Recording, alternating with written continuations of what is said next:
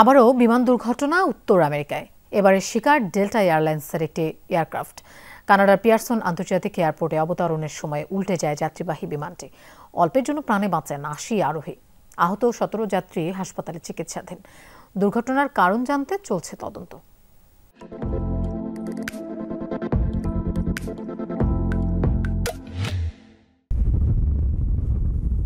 বরফাচ্ছন্ন রানওয়েতে উল্টো পড়ে আছে ডেল্টা এয়ারলাইন্সের CRJ-900 এয়ারক্রাফট। দুর্ঘটনায় ভেঙে গেছে একটি পাখা।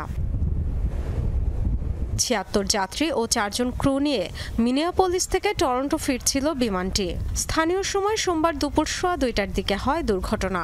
সবকিছু ঠিকঠাক থাকলেও অবতরণের সময় হয়েছিল বিপত্তি। হঠাৎ বিকট আওয়াজ করে উল্টে যায় গোটা বিমানটি। দ্রুত ব্যবস্থা নেয় জরুরি বিভাগ। মুহূর্তেই হাজির হয় ফায়ার সার্ভিসের সদস্যরা। এয়ার অ্যাম্বুলেন্স নিয়ে হাজির হয় উদ্ধারকারী দল। ক্রুদের সহায়তায় ভেতর থেকে বিমানের দরজা খোলা সম্ভব হয়।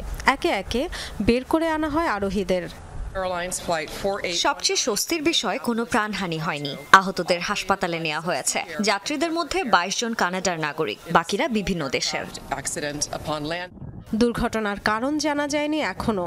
তদন্তের নির্দেশ দিয়েছেন পরিবহন মন্ত্রী অনিতা আনন্দ। কর্তৃপক্ষ জানিয়েছে, তীব্র ঠান্ডা ও তুষারপাত সহ বিরূপ আবহাওয়ার কারণে অঞ্চলটিতে কয়েকদিন ধরে বাধাগ্রস্ত বিমান চলাচল।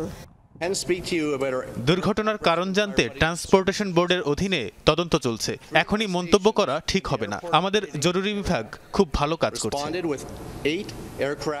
দুর্ঘটনার জেরে কয়েক ঘন্টা বন্ধ ছিল বিমান ওঠানামা। শিডিউল পরিবর্তনে বাধ্য হয়েছে অনেক ফ্লাইট। আমাদের ফ্লাইট বিলম্ব ছিল। হঠাৎ শুনি পিয়ারসনে দুর্ঘটনা হয়েছে, একটি বিমান উল্টে গেছে।